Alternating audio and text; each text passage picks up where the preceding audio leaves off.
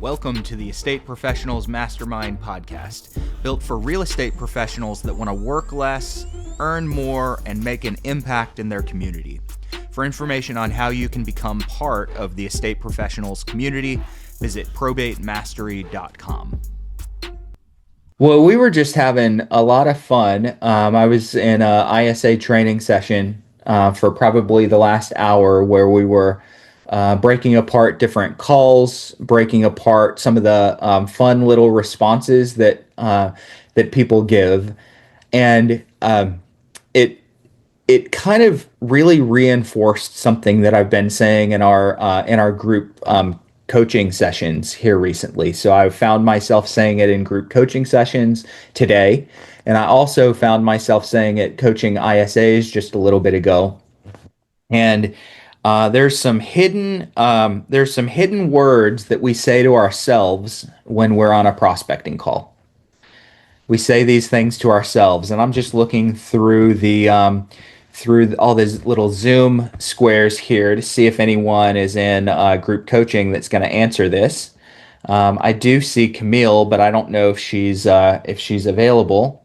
Camille and Greg. There's Greg. Okay.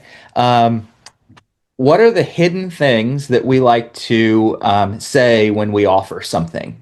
We say it to ourselves, we don't say it out loud, but we're about to offer something. We're about to offer an appointment. We're about to offer resources. We're about to offer an address, anything like that. It's all logical. It's only logical. Okay.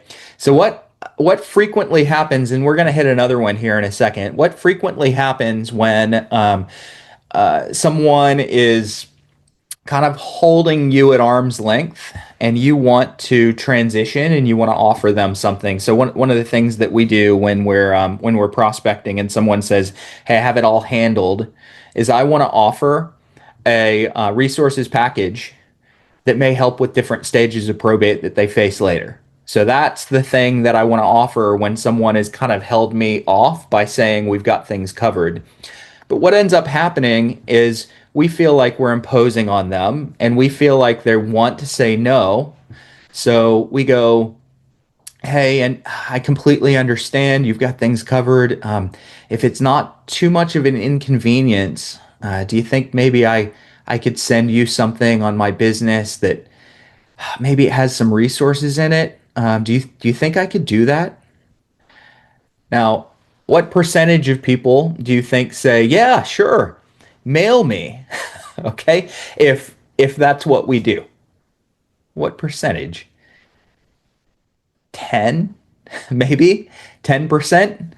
But if I said to you, "Hey, since you have things covered, what I want to do is I want to send you a package. It's got some resources that may come in useful later in probate." And I would just ask this: if anything is useful or you need anything in the future, you just give me a call. Does that work for you? Show of hands, how many people would say, "Yeah, Bruce, go ahead and send that package over"?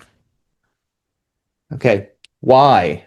Why is because my tone implies this is the logical thing to do. The logical thing is, because you have everything covered right now, that I should just send you a resources package that might come in useful later and that you give me a call if you need anything. So I actually say that to myself in my head before I come out with my response to the "I have things handled." Before I come out with that response, I say to myself in my head, it's only logical, or logically it's only natural that. And it's in my head, I don't say it out loud, and then I go, "What I want to do is, since you have things handled, is send you a package with some resources that might come in useful later in probate." And you hear how my tone is saying, logically, it's only natural that I do this. And so if we can sound like, "Hey, this is the logical next step," most people will go along with it. Okay. When we get to the point where someone has said, "Hey, I don't know what we're going to do with the house yet," Logically, it's only natural that if you ever did sell your house, that I could bring you an offer, right? Not, not, oh, you guys don't know? Man, if it's not too much of an inconvenience, I know you don't know what you're going to do. If you did decide to sell, do you think maybe I can? I don't want to be inconvenient. Hey, could I bring you an offer if you sold? No, that's okay. Bye. Okay. Why? We aren't telling ourselves and we're not going into it as this is only logical that I would bring you an offer if you ever changed your mind and decided to sell. So our tone and the way that we go into things is really, really important on how we deal with resistance. Not rejection, but resistance. But resistance. Okay. And a lot of times we get these answers that we're not prepared for, and we're trying to come up with answers on the fly. I want you guys to, if you ever prospect, to write down all the common responses that people give you, all the common responses, and basically memorize to a degree. It doesn't need to be word for word, but memorize to a degree your logically, this is only natural response. So when someone says, I have things handled, logically, it's only natural that I would send you a package that has some resources that might help later in probate. And if anything comes up that you need in the future, I want you to call me. Does that work for you? Nobody's going to say no to that. Why? Tone. Tone. And if you're not practiced at dealing with the most common resistance points that you're gonna run into, if you're not practiced and you don't have some of these, so the right tone and the right response on the tip of your tongue, you're gonna sound unconfident and you're not gonna get the same result. Now, there's other types of responses as well. So we're prospecting, whether it's cold, whether it's warm, whether it's inbound. There's other types of responses that people give us as well that are maybe a little less common. And the ones that are less common, we need to buy ourselves a little bit of time before we respond. So, how do we buy ourselves time when someone throws a weird objection out at you? And we're not going to hang out here on objections forever and responses forever. But I just wanted to kind of reinforce some of this. How do we buy time for ourselves when someone throws a weird answer at you? And I'm going to give you a really good one because my ISAs brought it up to me just a little bit ago.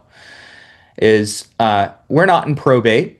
As a matter of fact, we've got a small estate. We don't have an attorney. We've got a small estate. We don't need probate. And that's what the person said to an ISA on a phone call yesterday. So, what's the response that you guys are going to give? Who has a good response, good first response? What do you do to come up with a response to something like that? Because they're on a probate list. Why are they on a probate list? Because they're in probate. Because they're in probate, right? Right. Yeah. Okay. Right. Okay. So are they lying? They may not understand. Yeah, they probably don't understand, probably. Could they be getting out of probate with a small estate exemption? Sure. Yeah. Yeah. So we need to know in a case like that, and this is kind of a weird pop-up case, we need to know when we're prospecting or we're on the phone, we're interacting with a person like this, we need to know what they mean. Okay, we need to know what they mean. Now, I can tell you guys what I think that they mean, and I think that they mean that their assets don't equal a certain amount of money. So in this case, this individual was in a state where the small estate exemption limit was $50,000. Okay. I see the person whose call this was right now. Okay. They're in a state where the small estate exemption limit is 50,000. There does seem to have been a house. My guess is that the house had right of survivorship on the deed, so the house gets to transfer outside of probate, and most likely all the other assets totaled up to less than $50,000. So, does that person qualify for a small estate exemption limit in most states? Yes, absolutely. So, to get a small estate exemption limit, you still have to go apply for probate. You still have to go fill probate paperwork out. And at the same time, you're going to fill out a small estate application. So you're going to fill out a probate application. You're going to fill out a small estate application. Technically, you go on the probate lists. You become a public record. You're on a probate list. The judge is going to look at your case. They're going to look at your assets and say, yes, you can get out of probate, but you still had to go through the application process. So I want you guys to kind of know this. The point of the story isn't necessarily to teach you guys about small estate exemption limits. While even though I do think it's important that you know what your small estate exemption limits are and what the process is for someone to get their assets out of probate. And the process is put them in probate and ask the judge to then exclude them, or the court to then exclude them from probate with your small estate application. And it's called something different in every state. So you guys need to look this up for yourself. Now, the point of my story was my ISA had no idea how to deal with that. And I would argue that most of you guys, if someone said that to you on the phone, you'd be like, oh my gosh, I don't know what to do. So the training experience here for the ISAs and anyone else that's prospecting is when you run into an off the wall, odd and unusual response like that, your first mission is to buy yourself a little bit of time. That's your first mission. Buy yourself a little bit of time. How do we do that? We validate and we label. So we validate and we label. So I think the majority of us probably understand what a label is. Somebody tell me what a label is real quick. Somebody tell me what a label is. Name what they're talking about. Yeah. Like what I hear you saying is. Yeah. Yep. What I hear you saying is this. This kind of where this became popular is through Never Split the Difference, Chris Voss. It kind of became popular through that book. And he says, it sounds like, and then name what they've just said. You don't always have to say it sounds like. I could say, hey, what I hear you saying is this. I imagine this. Oh, I'm guessing this. So there's a lot of different ways to go into it, but I always label when someone's given me something that is kind of throws me off, and I go, oh man, I'm not sure how to handle that. Okay, I'll normally label, oh hey, completely understand. So it sounds like you guys really aren't in probate. So they just threw this weird, we're not in probate, we've got a small estate exemption limit, and we don't need an attorney. They kind of throw all those things out at the same time. Oh my gosh, my brain is spinning. I'm spinning out of control. I don't know what to do. Let's label it and get a little bit of space. Oh, okay. Hey, it sounds like you guys really don't need probate then.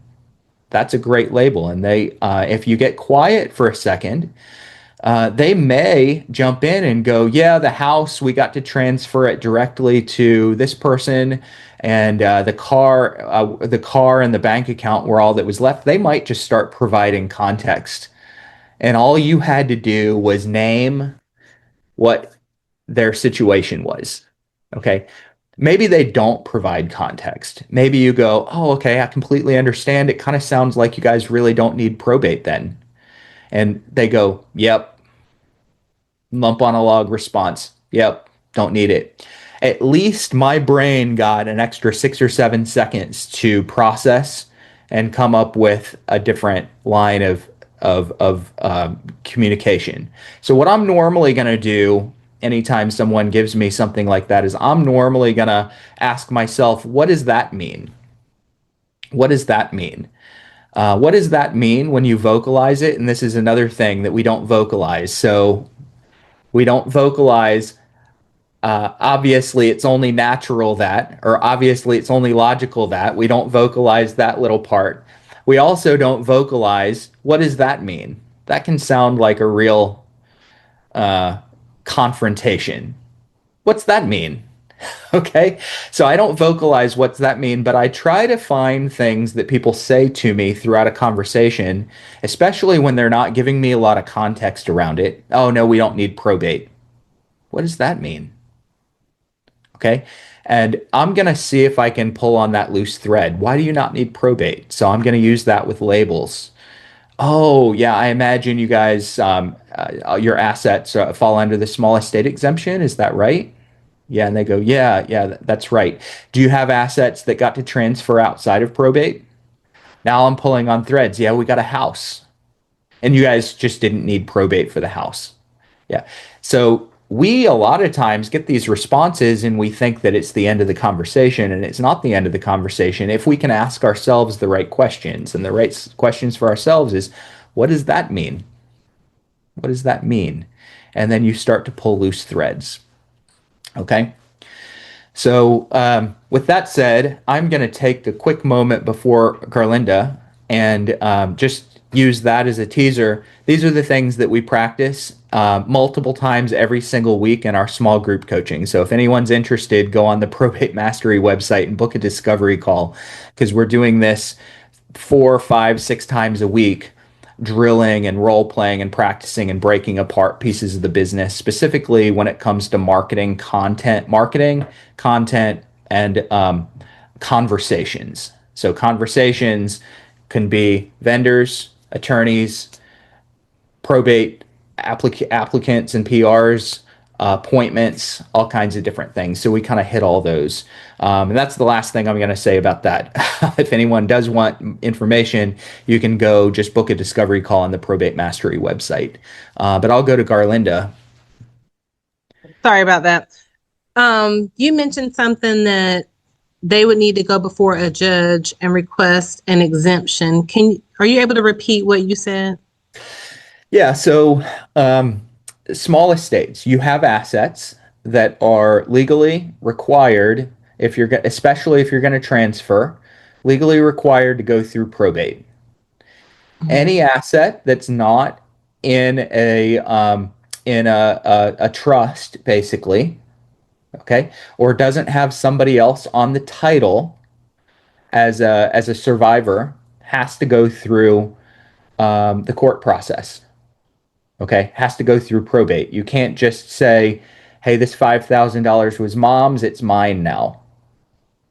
The court has to approve it unless that bank account said, in the event of my death, all ownership of the money in this goes to this person. So that's a survivorship clause, and assets like that get to transfer. But most people don't have assets that have transfer clauses on them. Real estate's the one that's most common, rights of survivorship. So that asset's technically supposed to have court supervision to transfer. Court supervision is the probate process. So you've got a bank account that needs court supervision. You've got a car. You have collectibles, you have furniture, you have tools, you have different things like that, and the total value of those. And I'm going to use North Carolina as our example right now because that's where Garlinda and I are. So the total value of those is $49,900. Okay. I go to the clerk's office and I apply for probate, but I also apply for a small estate exemption because the value is less than 50,000. The court will look at my application and say, "Hey, the value of your assets that were supposed to go through probate is less than $50,000. You can avoid probate. You can transfer title." Now they have to approve it. They have to approve it, but you'll skip the probate proceedings on those assets. If the value of those assets is more than 50,000, guess what? Buckle in. You're going through probate. You don't unilaterally just get to decide, hey, my assets are less than 50,000, I'm going to change title. You can't do that. You have to show to the court you have to show to the court that you get to skip probate. they need to approve you skipping probate, which means you are going to go to the court and apply for probate. You are going to end up on a probate list. So if you guys ever call people that are in probate or mail them and they say, "What are you talking about? I'm not in probate." Whoever you got the list from didn't lie to you. Okay. They gave you the probate list. That person probably just got to skip probate with a small estate exemption. And that happens with a certain percentage of every list. It's not a big percentage, but it does happen.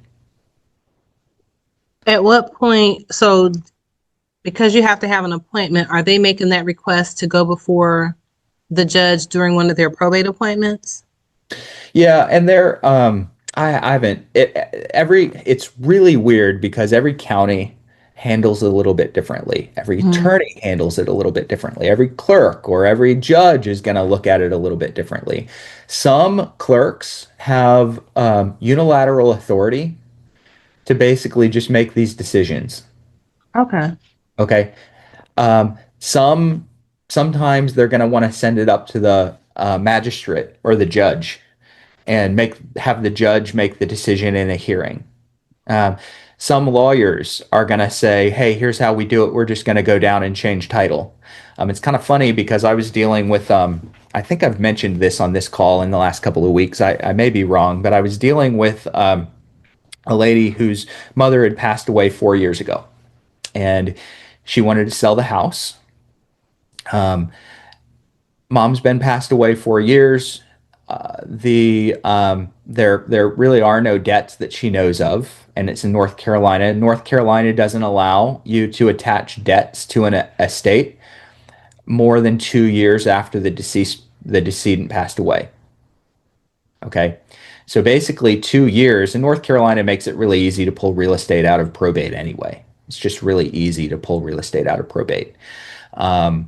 So she called me and was talking about selling the house, and I asked about the county, and it wasn't a county that I really sell real estate in very often. So I called several of my attorneys.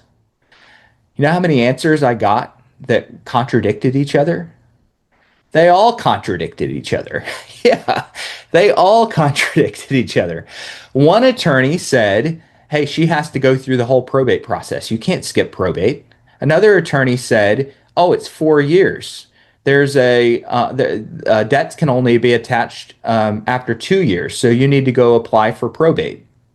Another attorney said, you need to go to the clerk and ask the clerk to change it to the heirs, title to the heirs of the decedent name, which was the answer that worked in this case. Okay. Another attorney said you need to go through a provisionary or simplified probate process. Another one said give an affidavit. They all gave different answers. You know whose decision it was? It was the clerk. It was the clerk that ultimately made the decision. One of the attorneys was right, but it was the clerk. And if I'd gone to a different court through a different court system in a different county, I probably would have gotten a different answer. So probate and dealing with some of these scenarios is a little bit like art sometimes. In some cases, there's no perfectly scientific answer with how to deal with a situation. So I would say, Garlinda, for our case here, odds are they're going to need to sit with a judge or magistrate. And that judge or magistrate is going to need to review the assets and make the determination, hey, I'm releasing you from your obligation to go through probate on these. Okay, but they're going to need to submit an application to a small estate application with a probate application. All right. Any other questions, guys? This is open for everybody. Tess, good to see you. How are you? Same Good. here. I have a question. In reference to California law, what is the limitations now for us considered a small estate that you don't have to do probate that don't have to go through? Isn't that like 750 or something? It's insane. It's insanely high, and there's a lot of caveats to it. Bill Gross, your camera's off. Are you available to help with this in California or no? California up until this last year was, I think it was $185,000 small estate exemption limit, Right. which was always the highest in the country by a mile. So Mhm. most states' small estate exemption limit could be anywhere from 25,000 to 100,000. California was 184.5. Now Yeah. I think it's 750. I Okay. believe it's 750, but there are little caveats in that. But they make it really easy to skip probate. Now, I want you guys to know that and remember, just because you can skip probate doesn't mean that you can make that decision without going through the court. Mhm. So a lot of people, they looked at California and they were like, I'm never going to get a probate lead in California again because everybody's going to get out of probate. Well, all those people are still having to go through the court and they are becoming a probate lead. They're just, in a lot of cases, being able to remove themselves from the probate process. They're still a viable person that has to settle an estate and they have to do all the things that we help with. They still have to clean houses out. They still have to sell vehicles. They still have to sell houses. They still have to change locks. They still have to do estate sales. They just don't have to have court supervision in as many cases as they would have had to before. Do they still have to file a document? Because I have one right now. It's actually like a mobile home. The father Hmm. passed away and it's not in the daughter's name, but it's only worth like 78,000. So we don't have to go through probate, but I was talking to HCD. There's still a document that needs to be filled out Yep. in order to transfer it, right? Yeah, they can't just make that decision. They can't go, up, let's sell. We don't need anybody's permission. The court Mm. is going to want to Still verify has to. that Got they're it. under the small estate limit. Awesome. All right. Thank you. Yeah. And if any of my Ron's in California, Bill, if any of my California people have a clarifying answer I, I really haven't paid much attention to it because all of our homes the are chat. 750. But from what I understand reading is that the cash amount is still what you said, $195,000, something like that. But your estate, your home, if your home is less than 750,000, you can carve that out of the so-called probate, having to get permission. You still have to, like you said, you still have to go through probate, Mhm. but that house can be carved out if it's less than $750,000. Once it goes over 750, it's treated as a normal probate. But if your cash, if once you pull that out, that 750, then if your cash amount, the rest of your equity is less than what, $185,000, then you might be able to do a small estate probate. Interesting. Okay. But I really haven't had that chance to do it because all of our homes around here are way over $750,000. Hmm. So, especially for probate. But I was hoping Bill was on the line. Bill, I saw Bill out there. Yeah, he's got his hand up. Yeah. Oh, okay. Yeah, I would defer to Bill because he's probably got a lot more experience than I do. Mhm. Bill, what do you got? Well, so there's a couple of things. One is distinction is important between real and personal property. So when you say mobile home, if it's strapped on and it's legally real property, that's more complicated than if it's not and it's personal property. Because there's a affidavit for a small real estate, typically for like lots you might buy in the desert. You would get like $10,000, $20,000 lots. And there's a special form for those that are real property. When you talk about real property, the small affidavit doesn't work because over $55,000, which I think she said was 75,000, so that won't work for that. The most recent form change in the law applies if it was their primary residence at the time that they died, which sounds like it is. The best answer I always find, because oftentimes these properties are also in remote counties, is you want to talk to a title company in that county. Because part of the problem is the law changed, but some of the title companies don't yet observe and have a way to insure title. So while you can sell the property, theoretically, without title insurance, you can't really get a buyer to accept it. They can't get financing, things like that. So the best answer I find when I have properties in Kern County or, other, I literally have one right now in Kern County, is use a title rep who specializes in that county, because they're the ones who are going to have to answer the question, what they're going to accept or not accept. So that would be my best answer. All right. Thank you. Hey, Tess, how you doing? Nice to see you. I'm doing well. Thank you. Nice to see you. Hey guys, I'm butting in here with a quick ask. If you're getting value out of this coaching today, I want to invite you to check out my Probate Mastery trainings over at www.probatemastery.com. Probate Mastery is for you if you're an agent or an investor that wants to work with motivated sellers that have inherited real estate that they don't need and in many cases can't afford. These sellers are more appreciative, willing to trust your expertise, and less likely to nickel and dime you over commission or price. Why is that? They're often in the middle of a complex probate or an estate administration process, and this means that real estate is very often a burden on them, and they simply need the help. Inside of Probate Mastery, I teach you exactly where to source your leads, how to establish value, and offer your service in a way that quickly makes you, as the professional, your market's expert in the probate space. If you want to know a little bit more, go over to www.probatemastery.com. Hope to see you guys inside of the community. Thanks. And I think it's important at this moment to say that neither Bill nor myself nor Ron, to my knowledge, are attorneys. We're not giving legal advice. Okay. We're trying to interpret to the best of our ability. I thought it was interesting what Ron was sharing about carving real estate out. That happens in a lot of states. There's a mechanism to carve real estate out, and the assets that are left, if they're under the limit, they can get pulled out and transferred, given to family members without going through probate. And that happens really frequently in North Carolina. It does not mean that they don't need our services, and it doesn't mean that they're not on your probate lists. So they will very frequently still be on your probate list, and just because someone says, no, I'm not in probate, doesn't mean you should say, okay, sorry for bothering you, bye.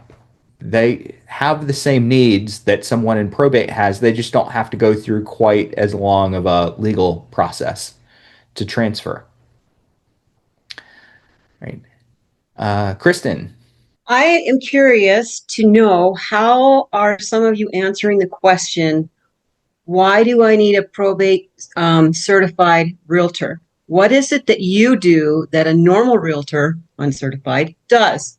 I know you've all been asked this. I was recently asked this, and I almost stumbled across myself, but I would like to know how some of you answer that question. Phenomenal question. Phenomenal. Nobody in coaching gets to answer this right now. If you're in coaching and you have the answer, you can answer second. Let's hear from some other folks. What would you say? I got this question 2 weeks ago. Okay. What do you guys say? Let's hear from one or two people. Please pop your hand up so we're not speaking over each other. I'll call on anyone that has a way that you answer that. So Phil, absolutely need a probate realtor versus just any other realtor. Same reason you need a probate attorney. Okay, chat it in. Anybody else that has a good way of handling that? I have an answer. I'll try. Go for it, Tess. Okay. So basically, a certified probate, there's difference. Like if you're talking to a doctor, if you are sick with cancer, you will call an oncology doctor, right? And when you have a heart problem, cardiologist. It's the same thing with real estate agent. There's some agents who specializes in buyers, and there's some agent that specialize in probate. I've been in business. I've been doing probate. You need somebody who knows exactly how to work the process of probate, because you have to hold the hand of the client in order for them to know how probate works. Did I answer your question, Christine? but what services or what do you do different? If I'm a certified versus a regular, I can hire the realtor down the street and she's going to help me clear my house. She's going to put it on the market. She's going to get me the best value. What do you do that Great is more specific? Yeah. In my package, it shows exactly how to work the probate. From the time that the deceased died, what are the documents that needs to be submitted, like the death certificate? What do you need to file in reference to the taxes? You would be contacting a tax preparer in order to file the taxes of the deceased, right? And you also at the same time have somebody clean out the place if you need somebody to hold the property to get it ready for selling. Okay, any realtor can do this. However, having the knowledge and the experience and the expertise to do the probate is the key thing for you. Would you want to get the most out of this property as far as protecting the interests of the estate? Absolutely. But the realtor down the streets told me she's going to get me the most. You see that the question I'm asking gets to be, Convoluted. Yeah. yes, it gets to very be- convoluted because Um, the realtor right. can list the property, help clean, blah, blah, blah, blah. They're working with an attorney, so they don't need to worry about the forms. The attorney's handling all that legal stuff. So how do you offer your services in a manner that is designated? I went through the certification program. I'm a certified probate real estate agent. I know how the probate process works. It's more than just cleaning out your house and listing it. Yeah. But some anyone can people do that. want very specifics on that. Anyone can do that, but the experience helps too, right, Bruce? Sure, the experience helps. Yep. Yep. Let's go one more. Okay. A good answers test. So we'll go Matthew, and then I'm gonna see if one of the folks in coaching wants to answer, and if you guys aren't sure what the answer is in coaching, then tells me what I need to work on next week. Matthew. So I have a story before I lead into my answer. I have seen real estate brokers get handcuffed at the clerk of court's office for throwing away $1.5 million worth of property before doing anything because they had no idea what they were doing. So when I present to them that I am a certified estate specialist, I step in saying, I know what the laws are. I work with the clerk of courts on a regular basis in order to help you get over those particular sticking points that you may have in the entire process. Not only do I help you with the real estate, but I also help you with the personal property because you don't know what has liens against it, which is why she got in trouble, or you have no idea. And I help you dig through that and give you those kinds of what do you call it? Those threads to grab to go into those areas. So I'm not just there as a real estate broker or an auctioneer for that matter. I'm there as a partner to help you get this closed as fast as possible. Mm-hmm. Good. All right. Greg or Camille, do either one of you guys remember what our response is? And I'm just looking to see if anybody else is here. Anybody else that's in group? I don't see anybody else in group. If you can't remember, that's fine. Okay. All right. I had this exact question a couple of weeks ago over the phone. Okay, and it was also someone who I'd worked with their one of their family members before as well. So there was a connection, and he said, "Hey, I've got an agent in my neighborhood that does everything that you say that you can do. She sells half of the houses in my neighborhood. She's the local expert. Why wouldn't I just go with her?" And it was a real challenge. I mean, that's a really challenging question. And my answer was, hey, I don't know that you shouldn't go with her. She might provide all the services you need. I just don't understand enough about your situation to find out if my exact set of services is going to be a match for you. Is there a chance maybe we could meet and go through your needs? And he said, yeah, let's meet. And we met. And about 3/4 of the way through what I thought was going to be the appointment, he said, I think we're just going to go with you. So when someone says, why should I use you? Most of the time it's before you're at the house and you need the appointment. And the way to get the appointment is normally not to say, hey, I'm a probate expert and they're not probate experts. They probably don't have the knowledge that I have. The way to do that is to disarm the person that's trying to challenge you, because they're trying to challenge you when they say it. I'm not 100% sure that you do. I have services that the majority of agents don't have, and training that a lot of agents don't have, specifically in the estate and probate space. But again, I don't yet know your exact situation.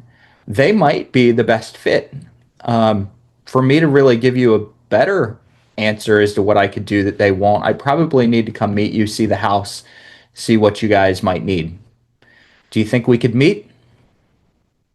And I've never said that I didn't get a meet, because that's what we want. Now, if they challenge you on the appointment itself, I'll go through the same thing. Look, I've got a team of experts behind me. I take care of more than real estate.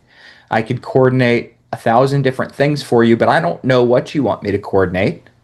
I'm not 100% sure that you shouldn't go with the neighbor.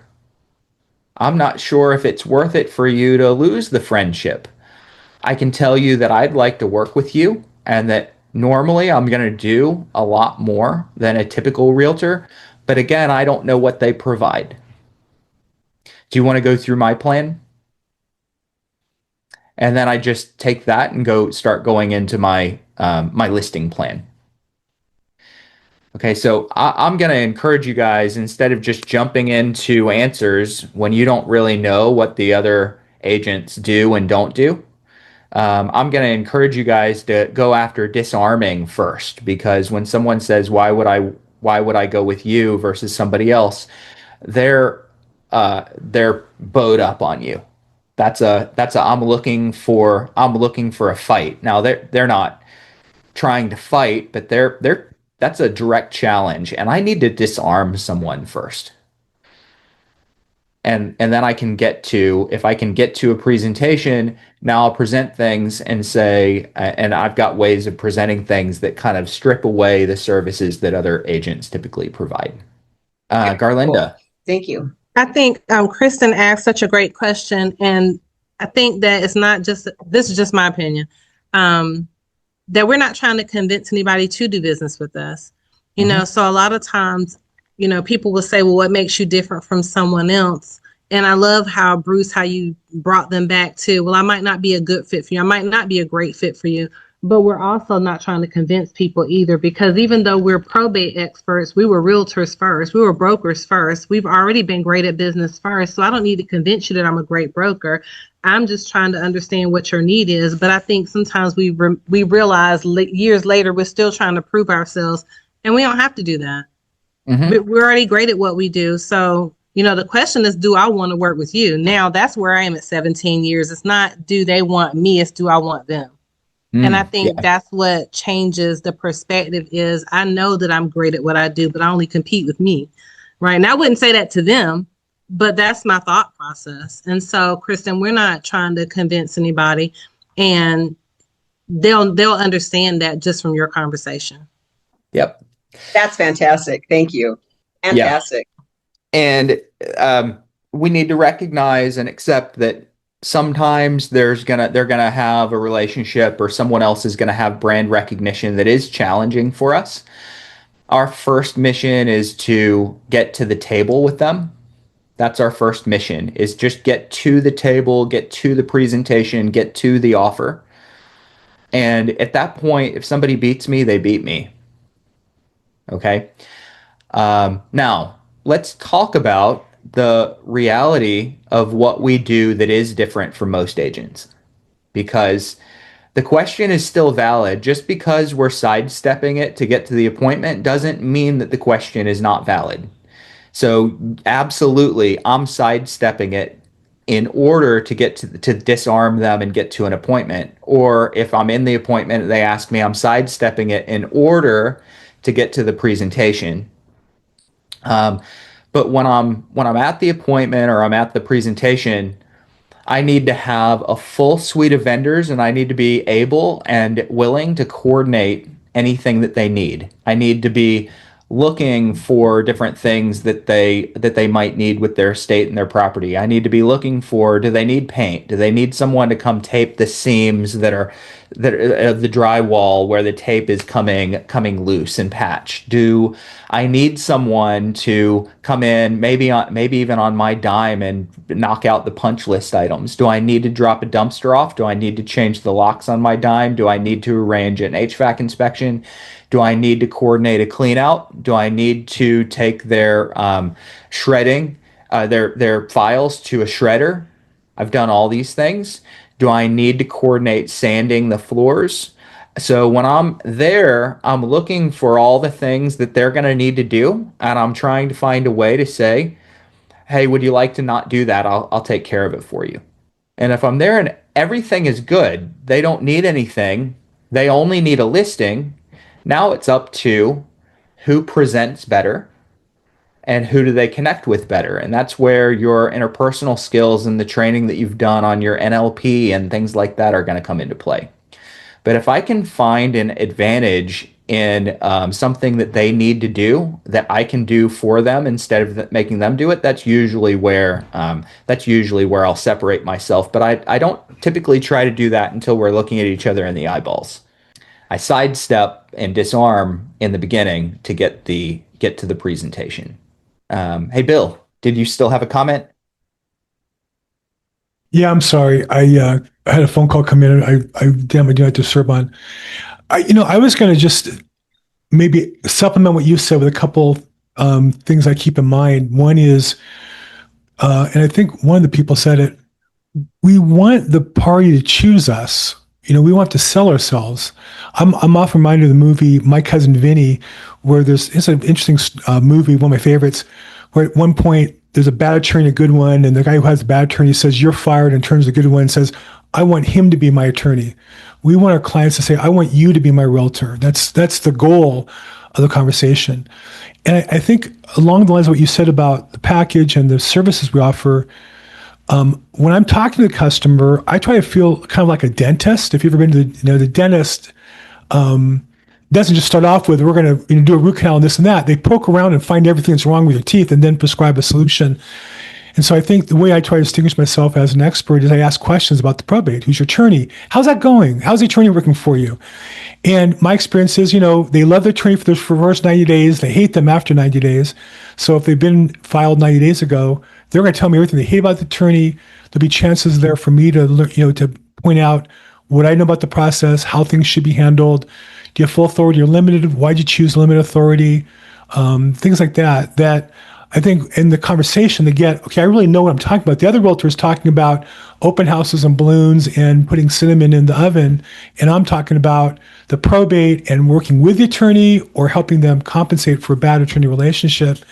And so I think by the time we get involved in that conversation, they're not going to ask me, am I an expert? I've already shown them I'm an expert. And I think that's the critical part is that whatever it is you're doing, if your advantage is all the services at the house, you should be asking questions about that to where they're like, oh my gosh, this is overwhelming. I didn't even think about that. The mail, I didn't think about that. No trespassing sign, didn't think about that. Locks, combo boxes, I didn't think about those things. At some point they'll go, okay, I get you understand what you're doing here. The relationship changes once they realize that you are an expert. And the last thing I would say is just like your kids, they don't really listen to anything you say. They really themselves feel they need you or don't based on the questions you ask them to say about themselves.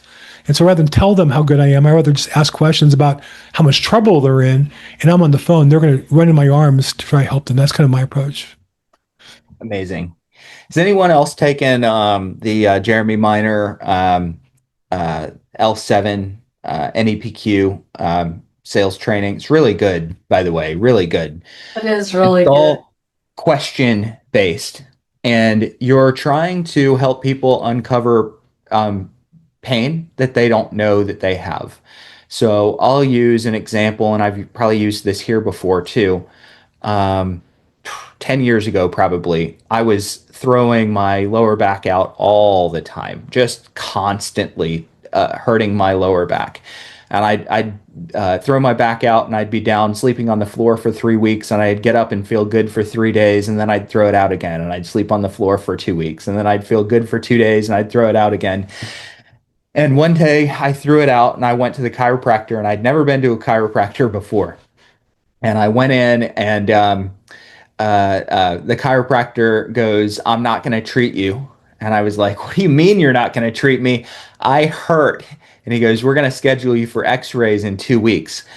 I'm here to get treatment right now. I am in agony right now. I'm probably not going to hurt in 2 weeks. And they didn't say this, but that was the point. Now, I wish they'd have treated me. Like I'm still a little bitter over them not treating me, but the fact that they didn't um, ended up being a good thing. Okay, so I go back in for X-rays 2 weeks later, and I felt great. My back didn't hurt at all, and I got my X-rays back. And I wish I still have the pictures somewhere. I got to dig them up. So on the X-ray, my back is bent like this to the side. Okay, like this. I'm walking around, and little did I know that I was walking around like this everywhere, just at an angle. My neck had no bend in it, and I was messed up. I felt great. And they showed me, "You're in a lot of pain." And I was like, "No, I'm not in a lot of pain." And they showed me the x-rays and said, "Tell me again, you're not in a lot of pain." And I was like, "Okay, I guess I'm in pain. That's not the way that my body is supposed to behave." I have pain. I didn't know that I had pain because I wasn't feeling it. So, I'll give you some classic examples in probate. Hey, we're just dealing with the court stuff. Haven't even talked about what we're going to do with the house yet. We might keep it. We don't know yet. Okay. You go through and ask some of the questions that Bill was asking, and yeah, do you check the mail there every day? No, I don't live there. Okay. Oh, it's vacant. Okay, yeah, it's vacant. Probably not a big burden. I imagine you guys probably don't have a mortgage on the place. No, we do have a mortgage. Oh, how much is the payment? 2,200 a month. Okay, plenty of money in the bank account. Really, really not a burden. Well, I mean, 2,200 is 2,200. I don't know. Are you paying utilities? Yeah, it's summer. Who's cutting the grass? Yeah, I send someone over. That's about $50 a pop. Suddenly, this person that no big rush, don't have to give the house away, haven't talked to the rest of the family. Suddenly, they start convincing themselves that there's pain, which was there all along, but they just weren't recognizing and thinking about the challenges. They weren't thinking about the mortgage. They weren't thinking about the vacant property insurance. They weren't thinking about the no trespassing. They weren't thinking about having to drive over there 45 minutes twice a week to check the property. They weren't thinking about cutting the grass. They weren't thinking about these things. It didn't mean that the pain didn't exist, but we ask questions and help them recognize that the pain exists. Okay, so it's an art. It's a beautiful art when you can get when someone starts asking questions and uncovering challenges that people had that they didn't even recognize that they had. And it's not that you're saying, "Don't you see how this means you have to sell the house?" What I prefer is someone to go, "Bruce, I didn't realize it, but we got to sell this house." "Oh, okay. Um, do you want to work with me, or are you thinking about going with someone?" "No, we want to work with you." Okay. I love it when I'll tell people in the beginning of a relationship, "Hey, my goal is to be either your buyer or your agent, one of the two things. That's my goal. Now, I'm not going to push you there. I'm never going to be the agent that pushes a blue pen in your face and says, 'Sign this contract.' So if you guys, through our interaction, want to work with me, I want you to just tell me that you want to work with me. And then I'll shut up and grab an agreement. And then we'll get talking, and 45 minutes in, they go, 'Bruce, you don't need to say anything more. Make us an offer.' Or, 'Bruce, you don't need to say anything more. Let's get started. I think we want you to list the house.'" But they wouldn't say that if I hadn't told them in the beginning that I want to be your agent or your buyer. If I hadn't said that, most of us get to the end of a presentation and we grab this blue pen and we say, hey, if you want to do this, you need to sign right here. And people go, whoa, wait a minute. Too much pressure, too much pressure. So let them lead you across the finish line, but make it really clear way before the time to close. Make it really clear that you want the relationship. Okay, if they don't know you want the relationship, they'll let it linger. They'll say, okay, let us think about it. We'll call you later. So make it really clear that you want the relationship. But then when you get closer, make sure that they're the person that feels like they are leading you across the line of working together. All right, cool. We are at an hour. Can't believe it. So these things go really fast. Any last minute questions? Got a couple of minutes if somebody wants to slip a comment or question in. If I don't see anything, Good then class. That's good class. This was really good. It went by really, really quick. Yeah, thanks, Kristen. It did go Yeah. really quick. Yeah. All right. Well, appreciate everybody being here. We will see you guys same time next Tuesday. And come prepared with your questions, your experiences. Go send some mail out or make a prospecting call or do something to further your business. And we'll tackle your questions next week. See you then.